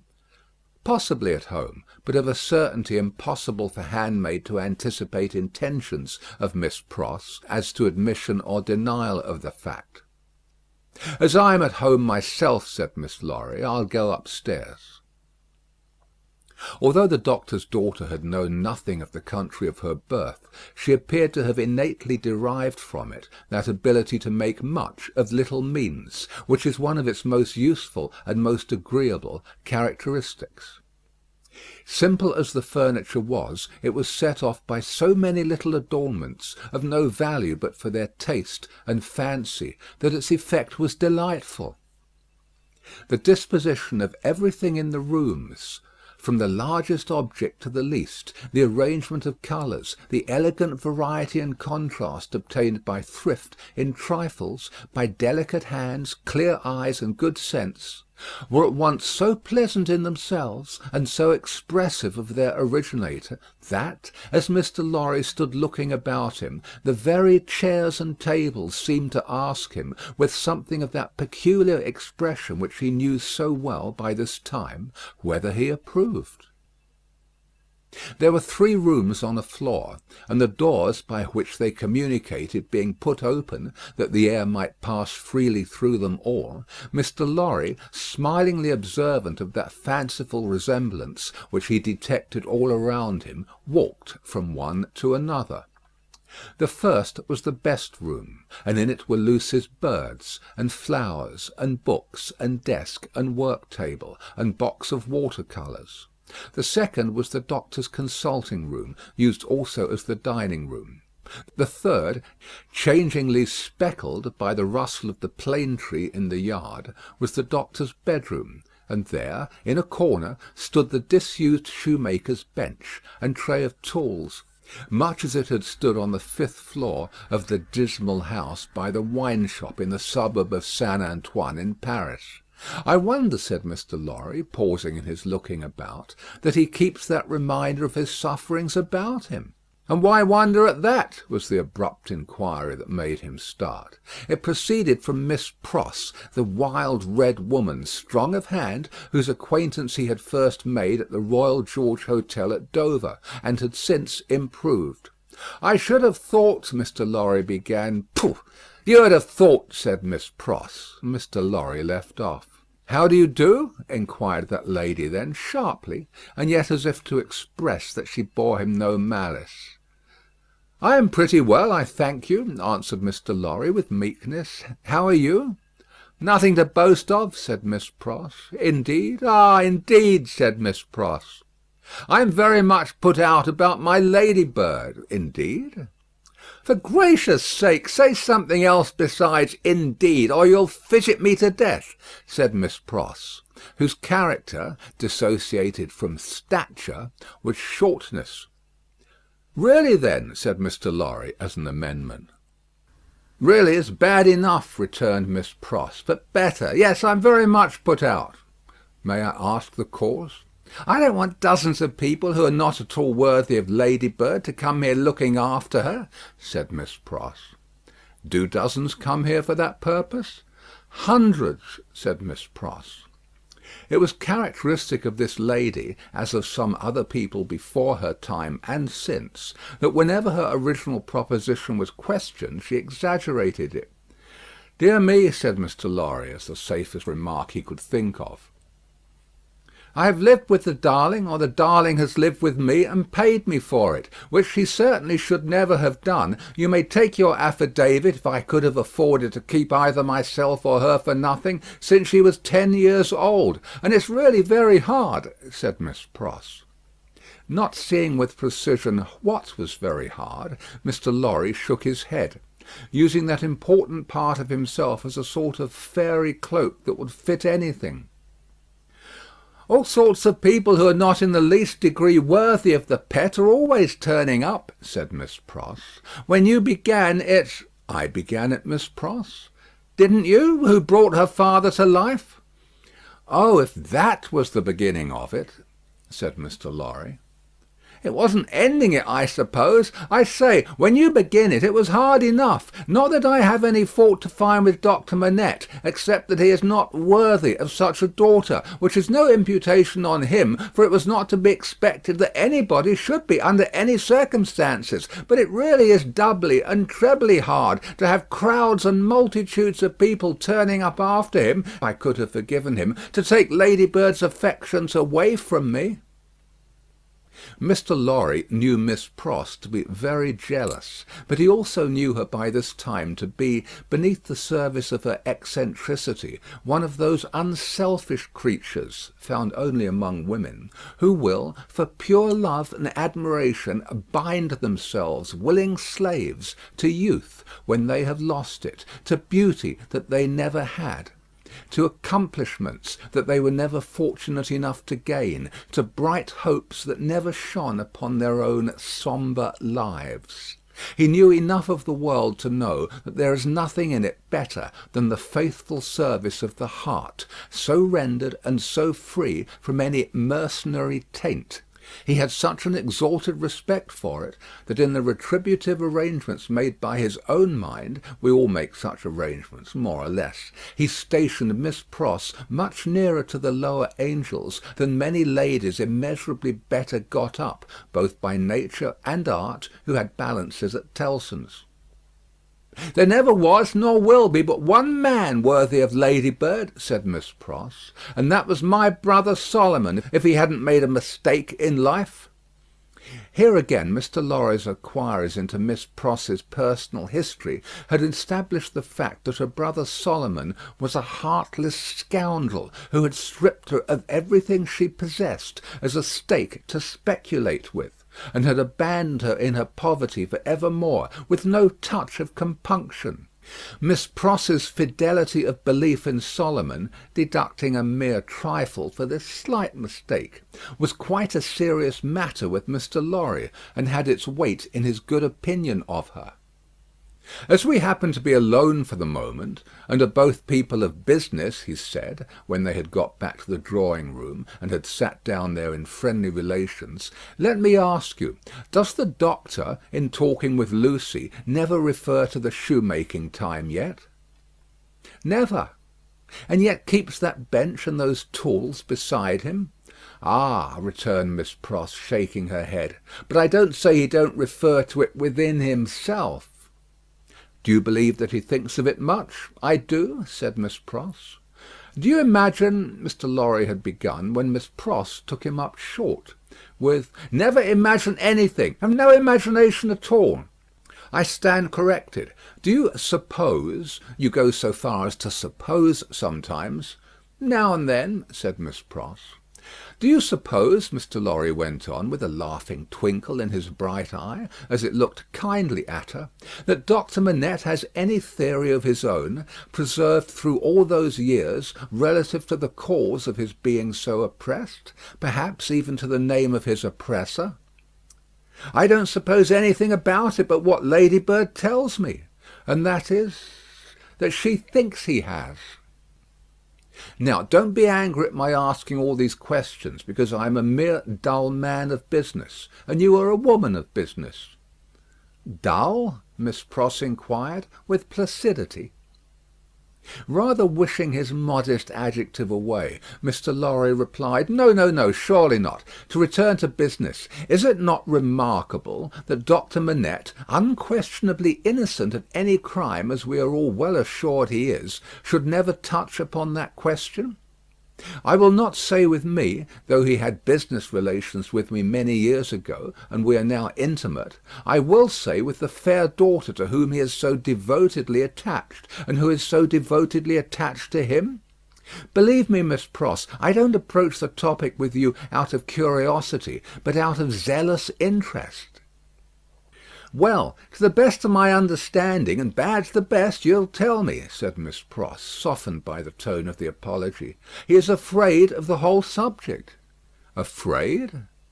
"It's plain enough, I should think, why he may be. It's a dreadful remembrance. Besides that, his loss of himself grew out of it. Not knowing how he lost himself, or how he recovered himself, he may never feel certain of not losing himself again.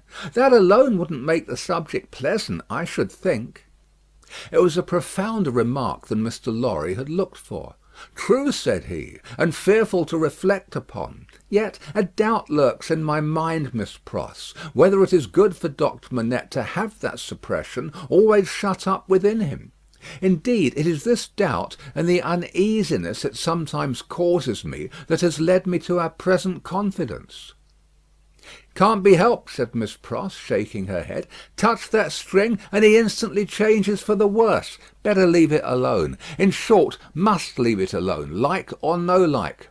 Sometimes he gets up in the dead of the night, and will be heard, by us overhead here, walking up and down in his room. Ladybird has learnt to know then that his mind is walking up and down in his old prison. She hurries to him, and they go on together, walking up and down until he is composed. But he never says a word of the true reason of his restlessness to her, and she finds it best not to hint at it to him. In silence they go walking up and down together, till her love and company have brought him to himself. Notwithstanding Miss Pross's denial of her own imagination, there was a perception of the pain of being monotonously haunted by one sad idea in her repetition of the phrase walking up and down, which testified to her possessing such a thing. The corner has been mentioned as a wonderful corner for echoes. It had begun to echo so resoundingly to the tread of coming feet that it seemed as though the very mention of that weary pacing to and fro had set it going. "Here they are," said Miss Pross, rising to break up the conference, "and now we shall have hundreds of people pretty soon." It was such a curious corner in its acoustical properties, such a peculiar ear of a place, that as Mr. Lorry stood at the open window, looking for the father and daughter whose steps he heard, he fancied they would never approach. Not only would the echoes die away as though the steps had gone, but echoes of other steps that never came would be heard in their stead, and would die away for good when they seemed close at hand. However, father and daughter did at last appear, and Miss Pross was ready at the street door to receive them. Miss Pross was a pleasant sight, albeit wild and red and grim, taking off her darling's bonnet when she came upstairs, and touching it up with the ends of her handkerchief, and blowing the dust off it, and folding her mantle ready for laying by, and smoothing her rich hair with as much pride as she could possibly have taken in her own hair, if she had been the vainest and handsomest of women. Her darling was a pleasant sight too, embracing her and thanking her, and protesting against her taking so much trouble for her, which last she only dared to do playfully, or Miss Pross, sorely hurt, would have retired to her own chamber and cried. The doctor was a pleasant sight too, looking on at them, and telling Miss Pross how she spoilt Lucie, in accents and with eyes that had as much spoiling in them as Miss Pross had, and would have had more if it were possible. Mr. Lorry was a pleasant sight too, beaming at all this in his little wig, and thanking his bachelor stars for having lighted him in his declining years to a home. But no hundreds of people came to see the sights, and Mr. Lorry looked in vain for the fulfilment of Miss Pross's prediction. Dinner time, and still no hundreds of people. In the arrangements of the little household, Miss Pross took charge of the lower regions, and always acquitted herself marvellously. Her dinners, of a very modest quality, were so well cooked, and so well served, and so neat in their contrivances, half English and half French, that nothing could be better. Miss Pross's friendship being of the thoroughly practical kind, she had ravaged Soho and the adjacent provinces in search of impoverished French who, tempted by shillings and half-crowns, would impart culinary mysteries to her. From these decayed sons and daughters of Gaul she had acquired such wonderful arts that the woman and girl who formed the staff of domestics regarded her as quite a sorceress, or Cinderella's godmother, who would send out for a fowl, a rabbit, a vegetable or two from the garden, and change them into anything she pleased. On Sundays Miss Pross dined at the doctor's table, but on other days persisted in taking her meals at unknown periods, either in the lower regions or in her own room on the second floor, a blue chamber to which no one but her ladybird ever gained admittance. On this occasion Miss Pross, responding to Ladybird's pleasant face and pleasant efforts to please her, unbent exceedingly. So the dinner was very pleasant too. It was an oppressive day, and, after dinner, Lucie proposed that the wine should be carried out under the plane tree, and they should sit there in the air. As everything turned upon her and revolved about her, they went out under the plane tree, and she carried the wine down for the special benefit of Mr. Lorry. She had installed herself some time before as Mr. Lorry's cup-bearer, and while they sat under the plane tree talking, she kept his glass replenished. Mysterious backs and ends of houses peeped at them as they talked, and the plane tree whispered to them in its own way above their heads. Still, the hundreds of people did not present themselves. Mr. Darnay presented himself while they were sitting under the plane tree, but he was only one. Dr. Manette received him kindly, and so did Lucie. But Miss Pross suddenly became affected with a twitching in the head and body, and retired into the house. She was not unfrequently the victim of this disorder, and she called it, in familiar conversation, a fit of the jerks. The doctor was in his best condition, and looked specially young. The resemblance between him and Lucie was very strong at such times, and as they sat side by side, she leaning on his shoulder, and he resting his arm on the back of her chair, it was very agreeable to trace the likeness. He had been talking all day on many subjects, and with unusual vivacity. "Pray, Dr. Manette," said Mr. Darnay, as they sat under the plane tree, and he said it in the natural pursuit of the topic in hand, which happened to be the old buildings of London, "have you seen much of the Tower?" "Lucie and I have been there, but only casually. We have seen enough of it to know that it teems with interest, little more." "I have been there, as you remember," said Darnay with a smile, though reddening a little angrily, "in another character, and not in a character that gives facilities for seeing much of it. They told me a curious thing when I was there." "What was that?" Lucie asked. "In making some alterations, the workmen came upon an old dungeon, which had been for many years built up and forgotten. Every stone of its inner wall was covered by inscriptions, which had been carved by prisoners, dates, names, complaints, and prayers. Upon a cornerstone in an angle of the wall, one prisoner, who seemed to have gone to execution, had cut as his last work 3 letters. They were done with some very poor instrument, and hurriedly with an unsteady hand. At first they were read as D-I-C, but on being more carefully examined, the last letter was found to be G. There was no record or legend of any prisoner with those initials, and many fruitless guesses were made what the name could have been. At length it was suggested that the letters were not initials, but the complete word dig.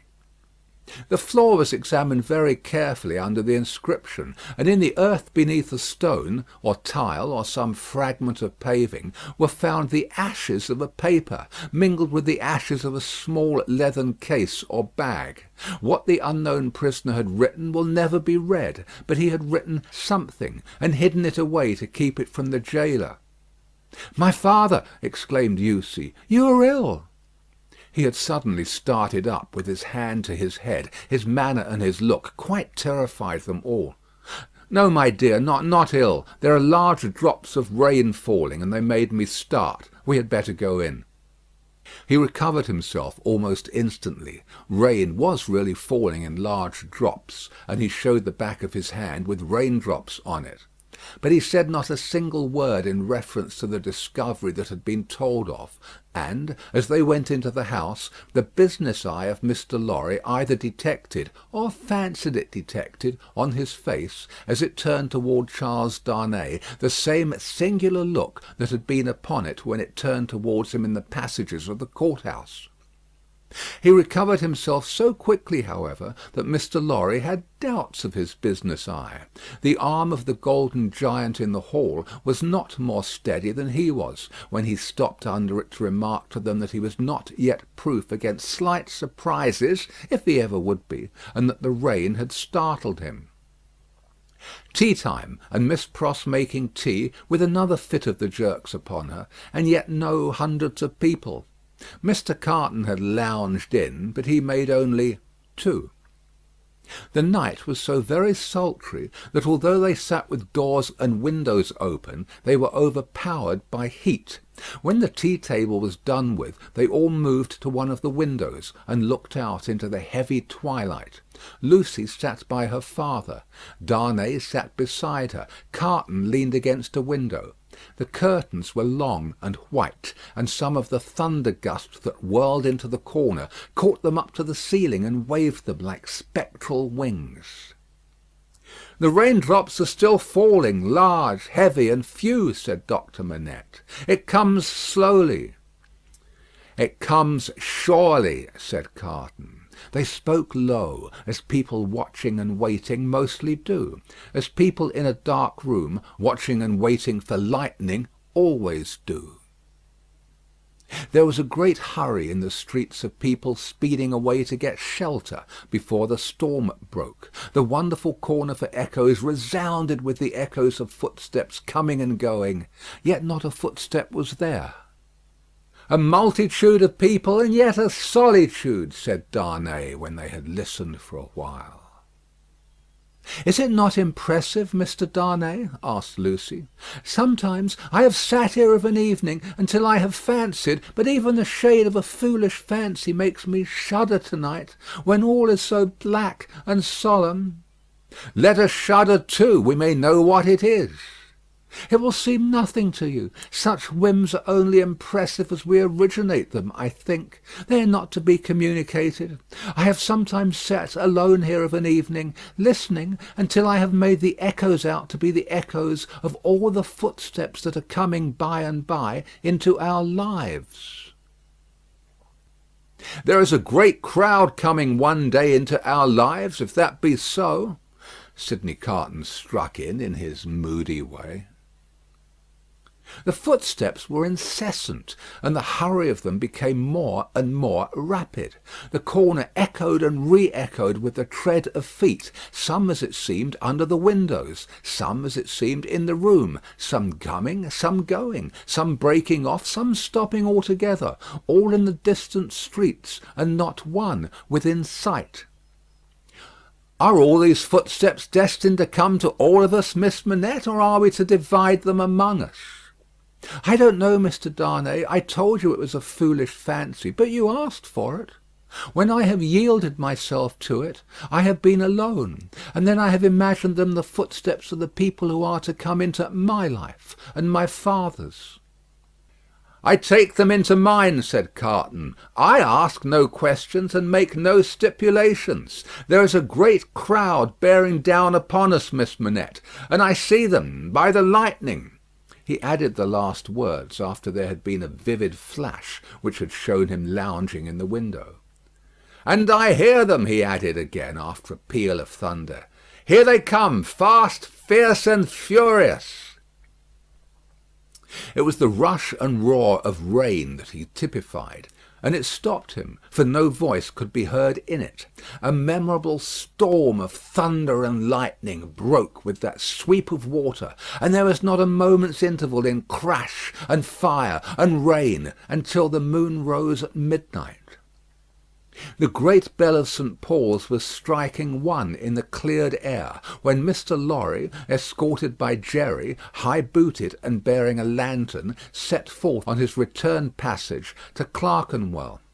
There were solitary patches of road on the way between Soho and Clerkenwell, and Mr. Lorry, mindful of footpads, always retained Jerry for this service, though it was usually performed a good 2 hours earlier. "What a night it has been! Almost a night, Jerry," said Mr. Lorry, "to bring the dead out of their graves." "I never see the night myself, master, nor yet I don't expect to. What would do that?" answered Jerry. "Good night, Mr. Carton," said the man of business. "Good night, Mr. Darnay. Shall we ever see such a night again together?" Perhaps, see the great crowd of people with its rush and roar bearing down upon them too.